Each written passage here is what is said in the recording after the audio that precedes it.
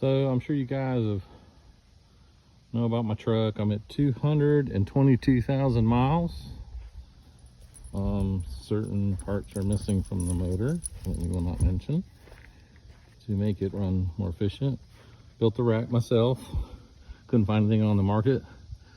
Not perfect. I don't claim to be an expert welder, but I'm kind of proud of how that turned out. These bobbed corners and all that good stuff. And I got some backup lights that I got to wire up. I got them mounted. The first mounting rattled off, so I haven't wired them because I'm just waiting to see if they'll rattle off.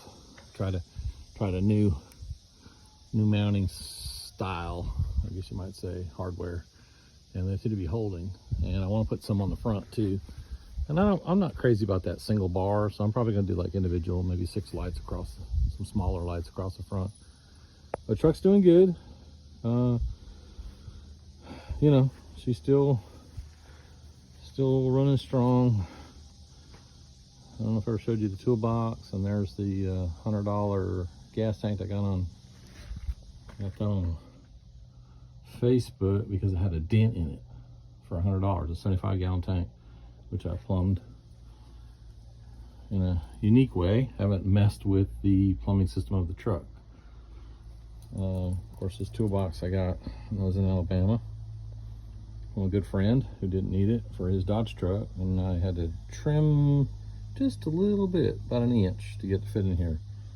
But it's full-length drawers go all the way, and I got all my shit in there. But the reason for this video is to show you this build at my place. See if I can do it without the sun. So, not a conventional build.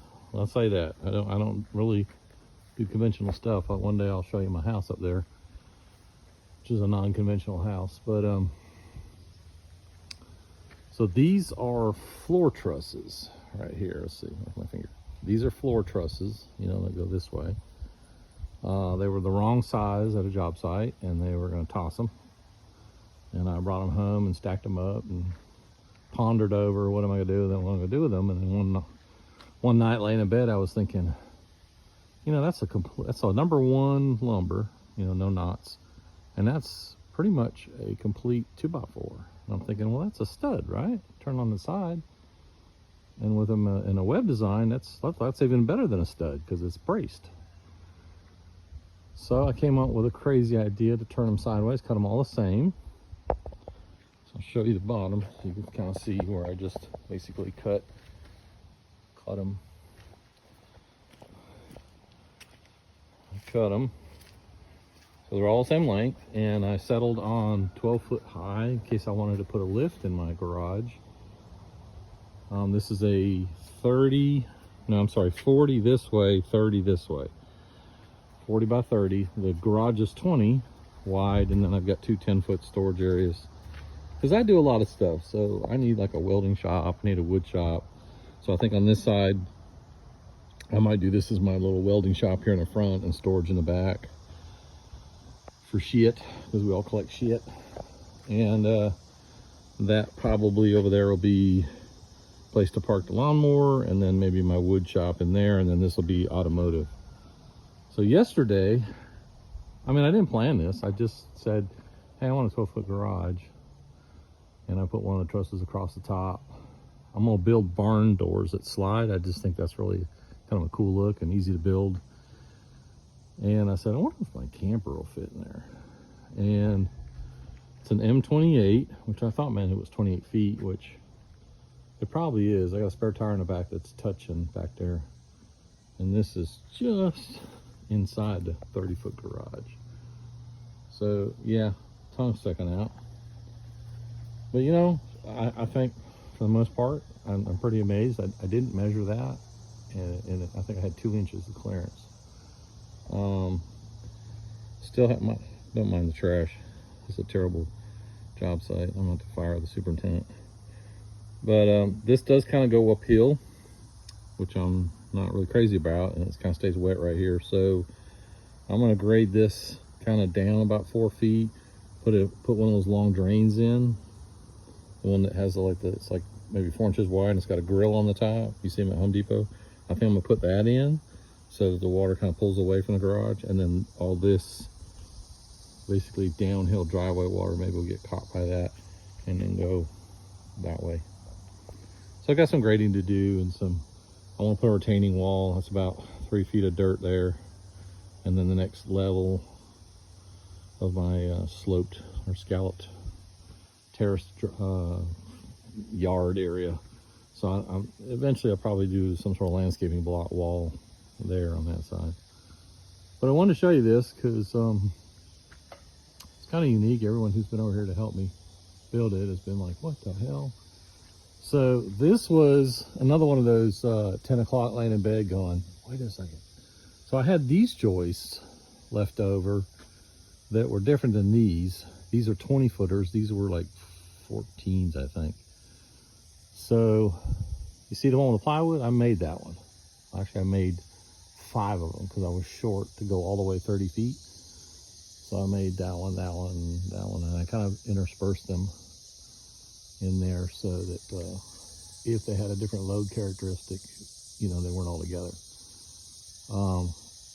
That floor up there is solid. It's amazing to walk across. It doesn't bounce, nothing. I mean, it doesn't flex.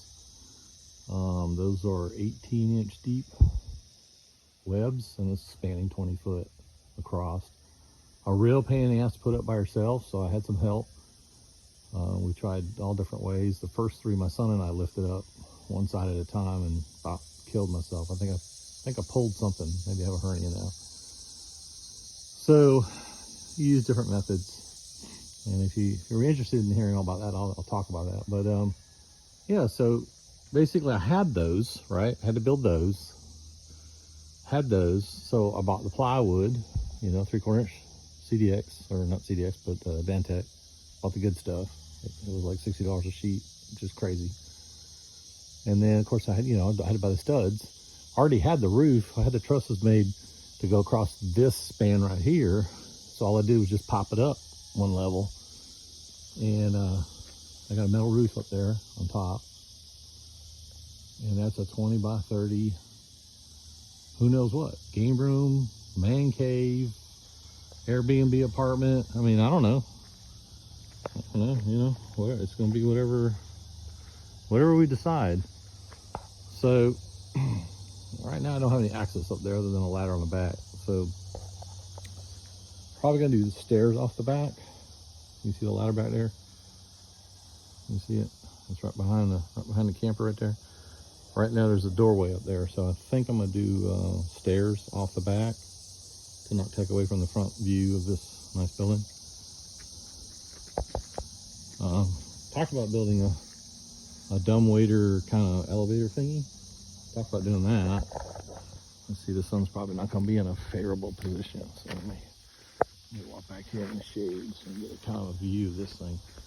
I mean, it's huge. There's the pupper. Let's see, can I get in the shade? There we go. This pretty good size, and this is gonna have just a shed roof to match that pitch. Probably coming from the bottom there, 12 foot high down to that 8 foot wall, and they'll have a door, roll up door there. I'll probably just buy a roll up door for that one, or maybe do a man door. I don't know. I haven't decided yet. When I build the wall, I'll decide as I build the wall. I'm building the back wall right now in the back there. I got the plates laid down.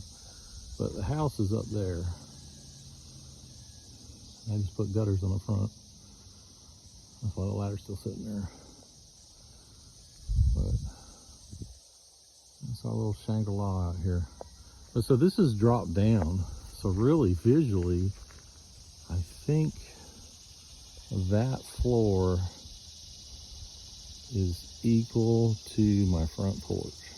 When you stand on the front porch and look across, that gives you an idea how much drop. I got 12 feet of drop from there.